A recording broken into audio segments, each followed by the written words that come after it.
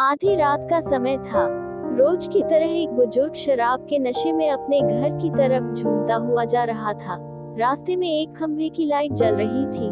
उस खंभे के ठीक नीचे एक 15 से 16 साल की लड़की फटे पुराने कपड़ों में डरी हुई सी अपने आंसू पोंछते हुए खड़ी थी। जैसे ही उस बुजुर्ग की नजर उस लड़की पर पड़ी, वह रुक गया। वह बुजुर्ग उसके करीब गया और उससे लड़खड़ाती जबान से पूछा, तेरा नाम क्या है? तू कौन है? और इतनी रात को यहाँ क्या कर रही है?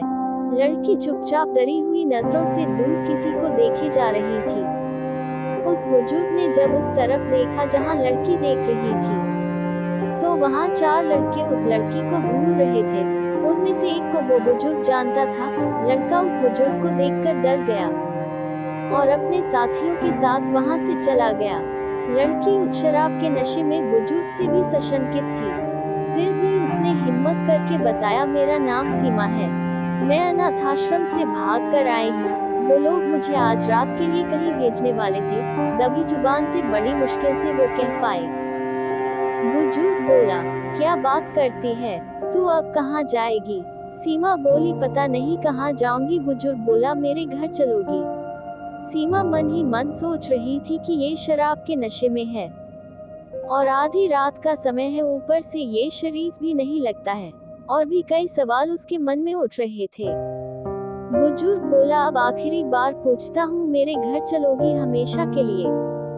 बदनसीबी को अपना मुकद्दर मान बैठी गहरे अंधेरे से घबराई हुई सब कुछ भगवान के भरोसे छोड़कर लड़की ने दबी कुचली जुबान से कहा, जी हाँ। उस बुजुर्ग ने झट से लड़की का हाथ कसकर पकड़ा और तेज कदमों से उसे घसीटते हुए अपने घर की तरफ बढ़ चला। वो नशे में इतना धुत था कि अच्छे से चल भी नहीं पा रहा था। किसी तरह लड़खड़ाता हुआ अपने मिट्टी से बने कच्चे घर तक पहुंचा और कुंडी खटखटाई। थोड़ी ही देर में उसकी पत्नी ने दरवाजा खोला और पत्नी कुछ बोल पाती कि उससे पहले ही उस बुजुर्ग ने कहा, ये लो, संभालो इसको, बेटी लेकर आया हूँ हमारे लिए।